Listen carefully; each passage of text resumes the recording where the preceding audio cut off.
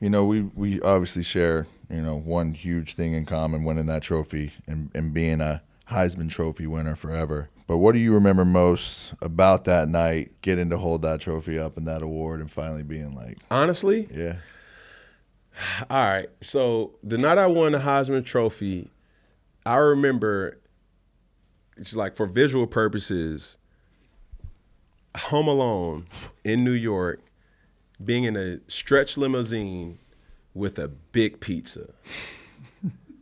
Swear to everything that I love. And in that 20 passenger limousine was my older brother and my cousin.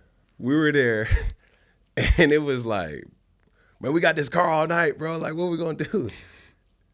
And I was like, man, shoot, man, let's go to the club. Lo and behold, we ended up in a little special club. And one of the patrons that was working there, she was like, I just seen you. I said, it was a night. I had probably my 3 or 4 closest boys who've played high school football with me. Yeah. And I remember just they move you from your little room once you win. They put you up on the top floor, give you the big suite. I remember just sitting there, just dropped a bucket of beers right in between all of us and just sat and looked at Times Square, trophy right in front too, and just kind of like, man, this is it. The only regret that I do have, though, well, two. I hated that, and I held this resentment for so long. My father wasn't there to receive the award with me, a person who was the most influential person in my life still to date. That's one.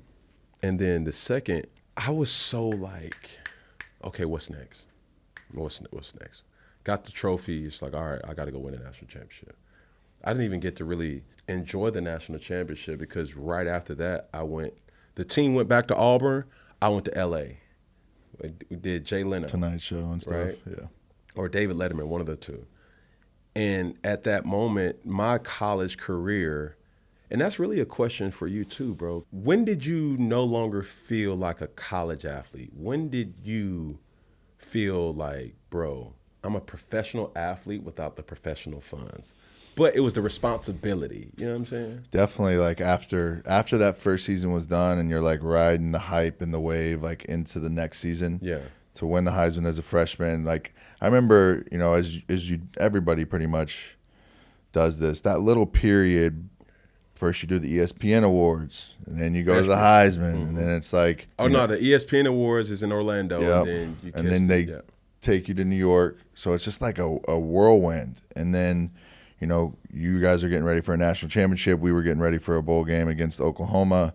And for me, as that first season kind of ended and then you're riding all the hype and everything into the next season, that's when things started to feel like I wasn't just a college athlete anymore. As, this next season is being built up and built on your back and everything that's happened the year before. You got another rematch coming with Saban in Alabama. Like, it just stopped feeling like college football again. Yeah.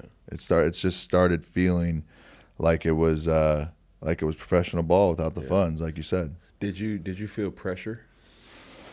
I don't think I really felt pressure. I felt like I was in like a glass jar and everybody was just it was all the eyes and the attention. I wouldn't say it was pressure. It was just felt so much attention everywhere. Yeah. Just felt like I could never, there was no off. Yeah. Even in an apartment, like even at the crib, like there was just no off. Anytime you step out that door, it was like on. It was suffocating. Yeah.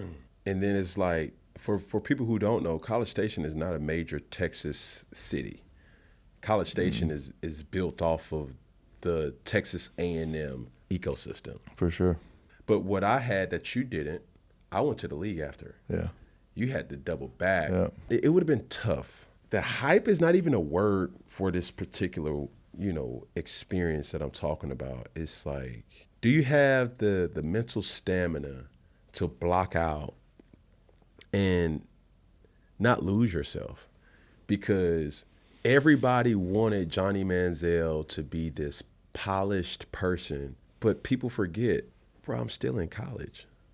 You know what I'm saying? Like, even for me, I was working on a Under Armour deal, you know, nothing illegal, but it was just, I was an Under Armour school. They wanted to make me an Under Armour flagship athlete, marquee ambassador. I couldn't even wear a Nike Heisman pullover. Man, it was a part of that package that they give you for winning the Heisman. You know what I'm saying? It's like, no, man, you know, you're just doing this. And I just kept thinking to myself, it's like, man, I want to wear this shirt. I just want to wear it. You're worried about the left side of the shirt. I'm worried about the right side because it was like Heisman Trophy and then it was a Nike thing. Mm-hmm. And in that moment, I don't know if I could have did another 365 with that type of pressure of you just want to go kick it with the boys, bro. You know what I'm saying? Like, hey, man, y'all come over. And then all of a sudden, as you're having people in your space and people are pulling out phones, and it's like, it's getting weird in here. You know what I'm saying? Like that, people don't talk about that. Managing the expectations of being a star.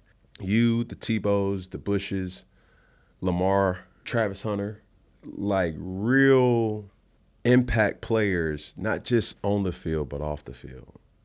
And, you know, my heart goes out to, you know, knowing Travis personally, but guys that they poke at everything. They poke at your situation. They like, oh, what's your family dynamic? Hey, what's your dynamic? You know, what's your sexuality? You know, who you're dating? You know, any dirt on you?